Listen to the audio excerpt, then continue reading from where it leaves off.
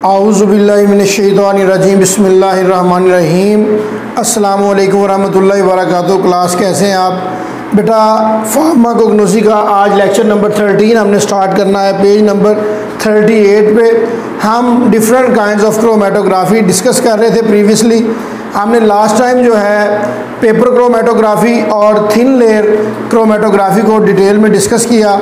आज उसकी third type जो रह गई थी वो थी कॉलम क्रोमेटोग्राफी। कॉलम का पता है आपको, वर्टिकल कॉलम है ये हमारे पास।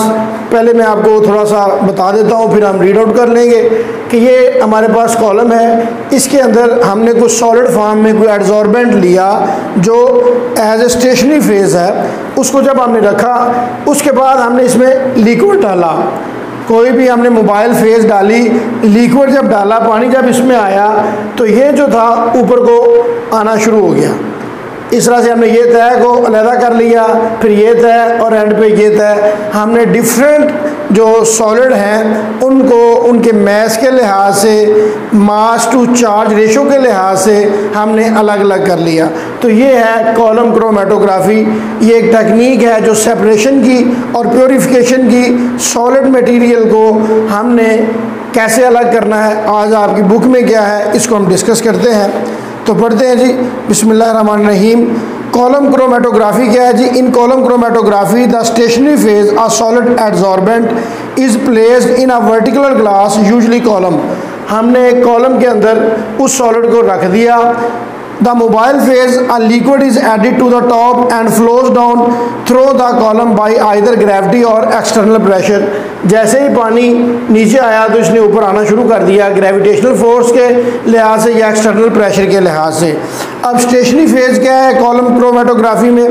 The stationary phase or adsorbent in column chromatography is a solid.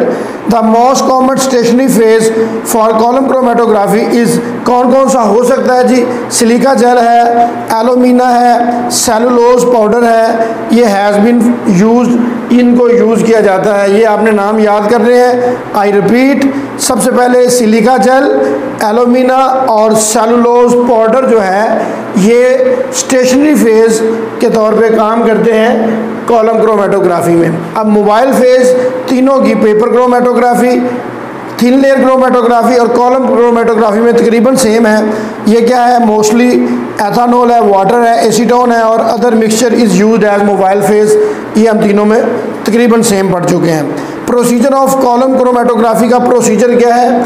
The commercially preparative chromatography column is a glass tube with a diameter from 50 millimeter and a height of 50 centimeter। ये जो diameter है कितना होगा? 50 millimetre होगा और जो इनकी height है वो कितनी होगी? 50 सेंटीमीटर। ये कमर्शली तौर पर जो प्रेपरेशन है और कॉलम क्रोमेटोग्राफी जो यूज़ होती है to 1 metre with a tap at the bottom, 50 centimetre से 1 मीटर तक। The stationary phase is a powdered adsorbent which is placed in a vertical glass column. The mixture to be analyzed is loaded on top of this column. The mobile phase is a solvent poured on top of the lidded column. ये जो column है उसके top से हमने कोई भी solvent डालना है। सॉल्वेंट आपको पता है, कोई भी लिक्विड जिनके नाम हम पढ़ चुके हैं, एथानॉल है, वाटर, एसीटोन है, ये हम डालते हैं। The solvent flows down the column causing the components of a mixture to distribute between the powdered adsorbent and the solvent, thus separating the components of a mixture so that as the solvent flows out of the bottom of the column, some components elute with early collection and other components elute with late fraction। कुछ फ़ौरन ऊपर आ जाते हैं, जिनका mess कम होता है वो अल्यूट कर लेते हैं, ऊपर आ जाते हैं, और जिनका मैस थोड़ा सा वजनी होता है, ज़्यादा होता है, वो फिर with the passage of time ज़्यादा जब आप सॉल्वेंट डालते हैं या लिक्विड डालते हैं फिर वो ऊपर आता है। इस तरह हम उनको सेपरेट कर लेते हैं। अब एप्लीकेशन क्या है? It is used in the separation of benzodiazepines की सेपरेशन में इस्तेमाल किया जाता है। It is used in the analysis of medicine को एनालाइज करने के लिए। It is use for the purification of water and other organic solvents in pharmaceutical industry. Water को और ऑर्गेनिक सॉल्वेंट्स, ऑर्गेनिक कौन से होते हैं? हाइड्रोकार्बन्स। जितने भी हाइड्रोकार्बन हैं और इनके डेरिवेटिव्स हैं उनको आपने आइसोलेट करने के लिए, प्योरीफाई करने के लिए ये मेथड यूज़ करते हैं। It is use in the separation of different body tissue. हमारी बॉडी में डिफरेंट टिश्यूज़ हैं, आपको पता है, नर्व टिश्यूज़ हैं, बोन टिश्यूज़ हैं, मस्कुलर टिश्यूज़ हैं। इनको अलग करने के लिए भी ये मेथड इस्तेमाल किया जाता है। आगे हमारे पास एक्सट्रैक्शन क्या है जी? हम पढ़ते हैं एक्सट्रैक्शन। एक्सट्रैक्शन नाम से ही है कि हम उसका एक्सट्रैक्ट निकालते हैं। एक्सट्रैक्शन ये आपकी बुक में क्या है, पढ़ते हैं। Extraction is very common laboratory procedure used when isolating और purifying a product. Plants contain a broad range of bioactive compounds such as lipids, हमारे पास phytochemicals, pharmaceutics, flavours, fragrances and pigments. Plants के अंदर ये डिफरेंट चीज़ें पाई जाती हैं। अब इनको प्योरीफाई करना है, एक्सट्रैक्ट करना है, अलहदा करना है। कैसे करते हैं? Extraction techniques are used to obtain such valuable natural compounds from plants for commercialisation. Plants के अंदर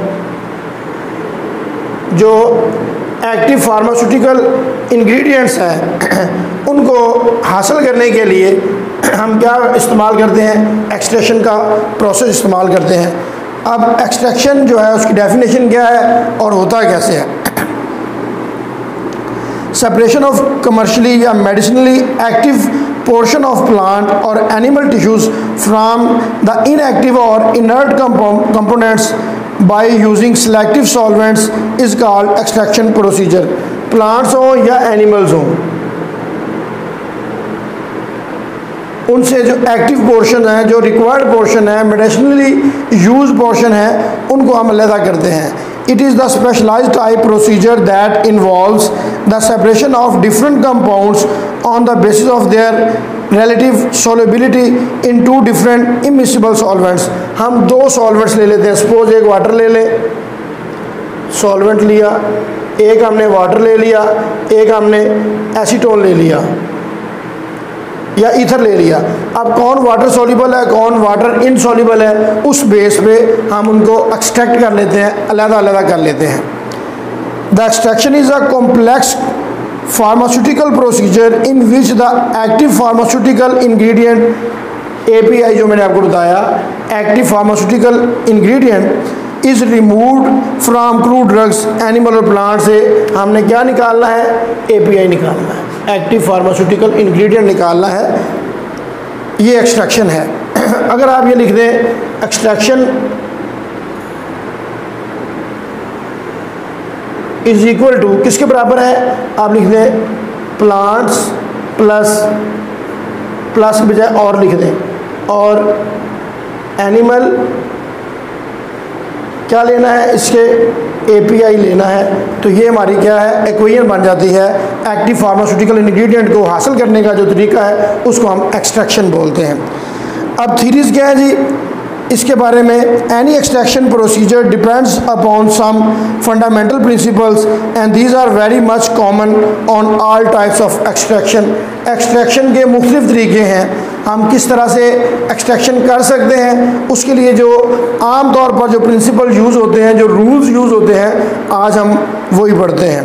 first of all suitable size reduction of crude drugs. कि क्रूड ड्रग अगर हमारे पास बहुत बड़ा बार्क है, जैसे कि एक बहुत बड़ा हमारे पास प्लांट का स्टेम है, उसकी अगर हमने एक्सट्रैक्शन करनी है वो थोड़ा सा मुश्किल काम हो जाएगा। जैसा कि ये हमारे पास एक स्टेम है किसी भी प्लांट की,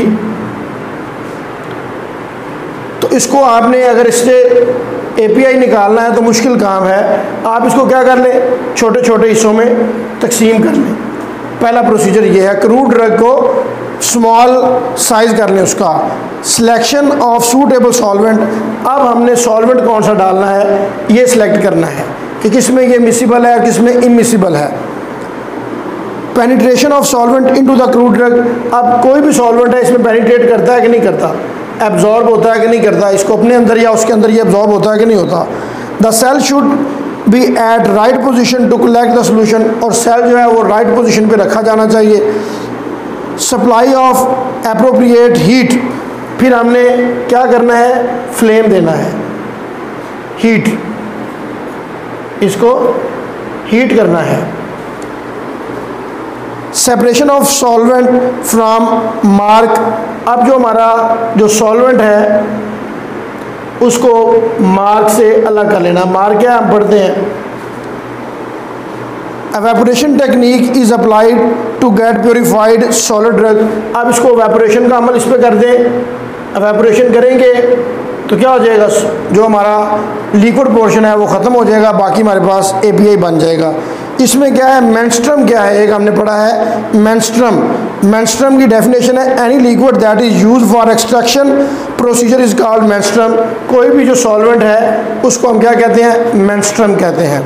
और the waste material that left after extraction उसे मार्क बोलते हैं। जो मार्क है वो क्या हुआ, जो वेस्ट मटेरियल है, waste material in extraction, in extraction उसे हम क्या कहते हैं, मार्क कहते हैं। तो बेटा आज हमने जो पढ़ा है एक दफ़ा सुन लें। आज हमने कॉलम क्रोमेटोग्राफी को डिस्कस किया, उसके बाद हमने एक्सट्रैक्शन को डिस्कस किया।